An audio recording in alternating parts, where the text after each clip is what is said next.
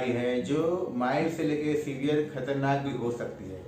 हम जानते हैं कि आजकल सारी जगह पे डेंगू फैल रहा है और उसका जो सिम्टम्स है वो माइल्ड से लेके उसका फैटल भी हो सकता है, उसमें पेशेंट की जान भी जा सकती है। जिसमें पेशेंट को माइल्ड बुखार भी आता है और बहुत सीवियर बुखार भी आता है और उसकी वजह से कई बार हम जान नहीं पाते कि प्रॉब्लम क्या है और उसकी वजह से हमारी कॉम्प्लिकेशन आगे जाके बढ़ सकती है। डेंगू वायरस एक मॉस्किटो से फैलता है जिसका नाम है एडिस मॉस्किटो। वो उसका कैरियर होता है कि पेशेंट को डेंगू हुआ है, उस पेशेंट को एडिस मॉस्किटो काटता है और फिर वो वायरस दूसरे हेल्दी पर्सन को अगर काटता है तो वहाँ पे उस पेशेंट को होने की संभावना है। तो डेंगू वायरस वो मॉस्किटो से फैलता रहता है।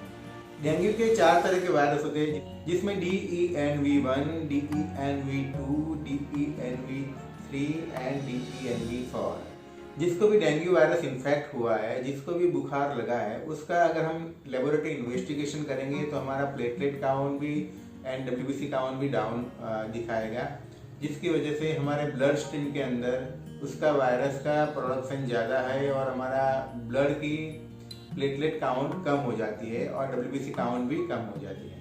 तो सिम्टम्स के बारे में बात करेंगे तो सिम्टम्स माइल्ड से लेके सीवियर भी हो सकते हैं, जिसमें सबसे पहले तो बुखार, फीवर होना, मसल एक, बॉडी पेन होना, जिसमें ज़्यादातर पेशेंट को मसल से होता है, पेशेंट को इरिटेशन बढ़ जाता है, headache, joint pain and nausea and vomiting. ये कॉमन सी सिम्टम्स है जो सब डेंगू के फीवर के पेशेंट को होने की संभावना है। पेशेंट को आंखों के अंदर दर्द होने लगता है, स्वॉलन ग्लैंड्स, जो हमारी जो ग्लैंड्स होती है वो स्वेल हो जाती है, रैशिश, कभी कभार स्किन के अंदर भी हमें रेड कलर के रैश दिखाई देते हैं और ईचिंग भी होती है शरीर के अंदर।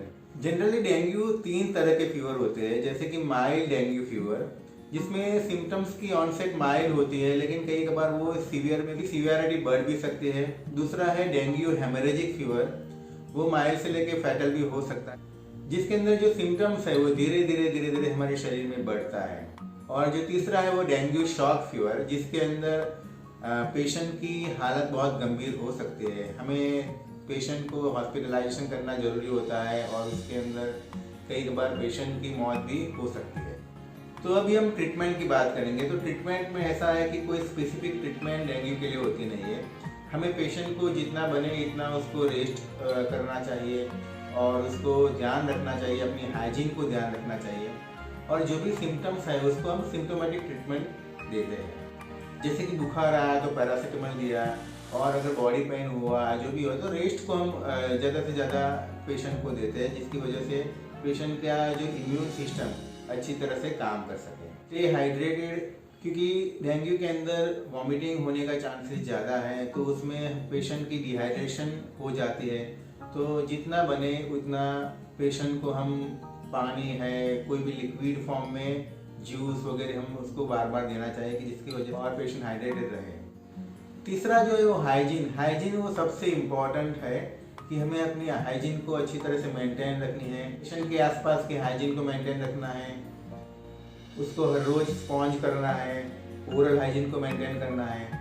पेशेंट अगर घर पे है तो उसे आजू बाजू की सारी हाइजीन को और जो क्लीनलीनेस को हमें ध्यान रखना है कि वहाँ पे कोई गंदगी ना रहे, कोई और कोई मच्छर ना रहे, जिसकी वजह से फैमिली मेम्बर को और कोई सोसाइटी के अंदर भी वो डेंगू फैले नहीं। और prevention is better than cure. तो जहाँ पे भी डेंगू का फीवर चल रहा है, जहाँ पे भी उसका एपिडेमिक है, वहाँ जाने के लिए हमें अपने आप को संभालें, जैसे बने ऐसे हम वहाँ पे कम जाए, पूरे कपड़े मतलब कोई भी स्किन का जो डायरेक्ट एक्सपोज ना हो रहे उसको हमें ध्यान रखना है। मॉस्किटो जनरली मॉर्निंग में और इवनिंग में ज़्यादा एक्टिव होते हैं तो उस दरमियान हम घर से बाहर नहीं निकलें।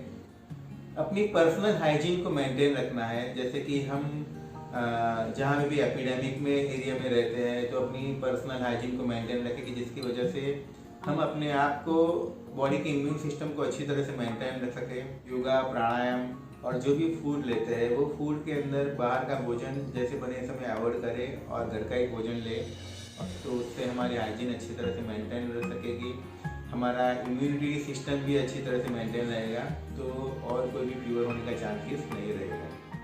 हमारे आसपास जहाँ भी पानी भरा हो तो पानी को हम निकाल करें, कुंडा वगैरह है वहाँ पे जहाँ पे मच्छर ज़्यादा होने की संभावना है उस एरिया को हम ज़्यादा क्लीन रखें, डिसइंफेक्टेंट डालें कि जिसकी वजह से मच्छर का ग्रोथ वगैरह ना रहे और हम इस तरह की बीमारी से बच सकें।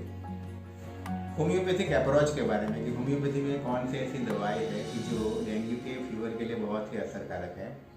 होम्योपैथिक में हम हर एक पेशेंट की इंडिविजुअल कैरेक्टरिस्टिक को हम ढूंढते हैं, उसका जो तासीर है, नेचर है, स्वभाव है, वो सारी चीज़ों को हम ध्यान में रखते हैं। फीवर का जो किस तरह का ऑनसेट है, किस तरह से शुरुआत हुआ, क्या ट्रिगरिंग फैक्टर्स है, एग्रावेटिंग फैक्टर्स, एम्यूलरेटिंग फैक्टर्स, वो सारी चीज़ों को हमें नोट डाउन करके होम्योपैथिक में हम उसकी इंडिविजुअल मेडिसिन देते हैं कि जिसकी वजह से पेशेंट की इम्यूनिटी सिस्टम भी बढ़ती है, उसका रेजिस्टेंस पावर भी अच्छा होता है, उसका सेल्फ हीलिंग पावर भी अच्छा होता है और पेशेंट की जो बीमारी जड़ से और बहुत ही फास्ट रिलीफ होती है।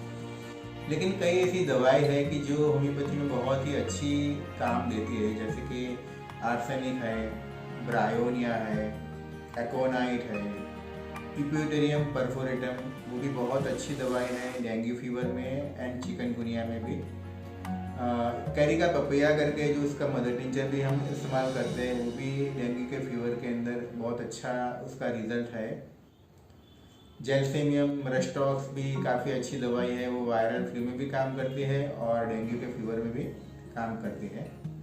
लेकिन ये जो सारी दवाई है उसके हम सिम्टम्स के आधारित देंगे, पेशेंट की कौन से सिम्टम्स ज़्यादा मैच होते हैं इस दवाई के सिम्टम्स के अनुसार, तो हम उस तरीके की दवाई उसको देंगे तो पेशेंट को जल्दी से बेनिफिट भी होगा और उसका रेजिस्टेंस पावर भी अच्छा डेवलप रहेगा। और भी अगर कोई डिसीज़ कंडीशन के बारे में या फिर मेडिसिन के बारे में अगर आपको कोई जानना है या आपको इन्फॉर्मेशन चाहिए तो मुझे कमेंट बॉक्स में कमेंट कर सकते हो।